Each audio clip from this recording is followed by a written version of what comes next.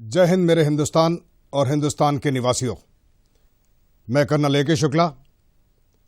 बहुत शुभ दिन आ रहा है 7 दिसंबर, जब हम सब हिंदुस्तानी मिलकर अपनी आर्म्ड फोर्सेस के फ्लैग डे को अपने पूरे योगदान के साथ सफल करेंगे।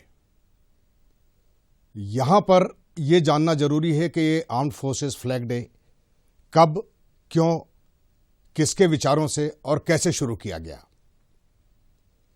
मैं जानता हूं हम सब में ये जानने की अभिलाषा जरूर है।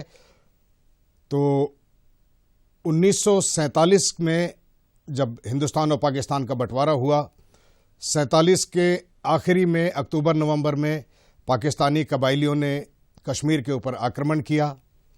उसको बचाने के लिए कश्मीर में भारत की सेना गई।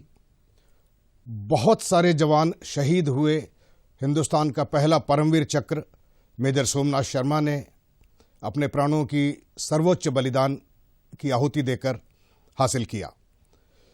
इतने सारे बलिदानों के बाद में भारत देश में एक जनचेतना जरूर जागी और हिंदुस्तान की राजनीति उस समय इस बात पर विचार कर रही थी कि कोई एक ऐसा दिन हो जहां पर भारत की जनता को भारत के सेनाओं के साथ किसी न किसी तरह से अपनी सॉलिडैरिटी, अपनी सपोर्ट प्रदर्शित करने का मौका दिया जाए। तो डिफेंस मिनिस्ट्री ने यह फैसला किया कि एक झंडा दिवस या ध्वज दिवस मनाया जाए। 1949 में 7 दिसंबर को पहला भारतीय झंडा दिवस मनाया गया।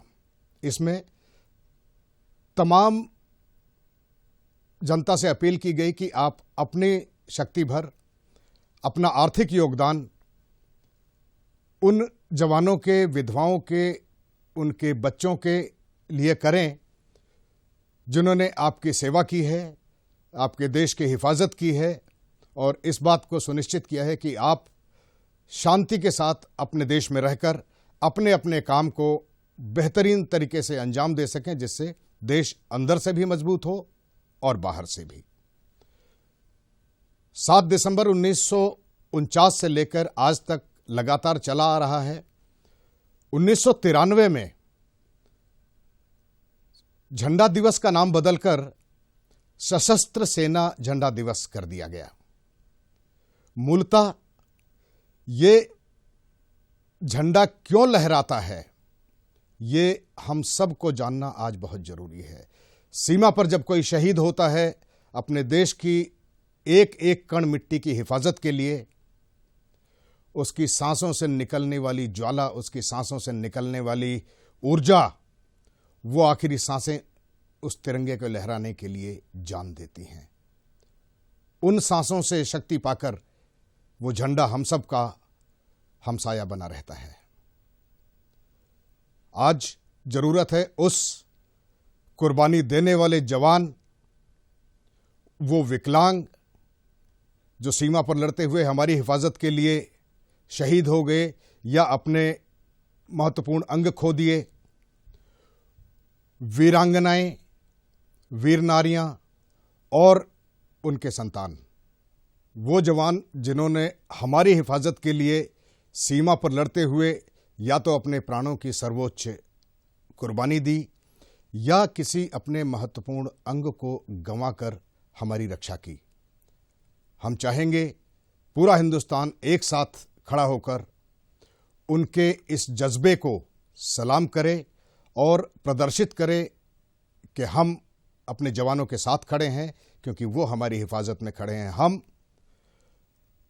देश के अंदर उनके जो परिवार हैं, हम सब उनके परिवार की तरह एक दूसरे की देखभाल करेंगे और अपने उन जवानों से वादा करेंगे अपने छोटे से योगदान के द्वारा भी कि हिंदुस्तान की हिफाजत के लिए आपने वहां अपनी पूरी जिम्मेदारी निभाई है। हम आपको एक प्यारा सा, बढ़ता हुआ, चमकता हुआ हिंदुस्तान देंगे और जो हमसे बन सकेगा, न केवल आर्म्ड फोर्सेस फ्लैग डे पर, बल्कि हर दिन जब कभी हिंदुस्तान के तरफ से योगदान की जरूरत पड़ेगी, हिंदुस्तान का हर निवासी साथ खड़ा है, इस बात को सुनिश्चित करने के लिए कि आप बाहर से सजग हो तो हम अंदर से मजबूत हैं। मेरे प्यारे भारत के निवासियों, देश के बाहर और देश के अंदर जब तक एक साथ सुरक्षा की भावना हम सब में पैदा नहीं होगी, तब तक संपूर्ण सुरक्षा इस देश की संभव नहीं है। हाँ, ये बड़े फख्र के साथ और शान के साथ कहना चाहता हूं कि देश पर आपका ही बेटा, आपके ही गांव का लड़का सीमा पर अपनी पहरेदारी कर रहा है, इस भरोसे के साथ कि मेरा देश, मेरा परिवार अपनी अपनी जिम्मेदारियां, वो चाहे जिस भी रूप में हो, कोई व्यापारी के रूप में हो, कोई सफाई कर्मचारी के रूप में हो, कोई ऑटोमोबाइल ड्राइवर के रूप में हो, कोई इंजीनियर के रूप में हो, कोई डॉक्टर के रूप में हो, सब अपनी अपनी तरफ से देश को आगे बढ़ाने में, मजबूत करने में पूरे मनोयोग से संपूर्ण योगदान दे रहे हैं। इसी भरोसे के साथ वो जवान -40 भी, -45 की और +54 के टेम्परेचर पर बिना हिले हुए, बिना अपने विश्वास को डिगाए हुए आप लोगों की सेवा में तत्पर है। आप अंदर से देश को मजबूत करो।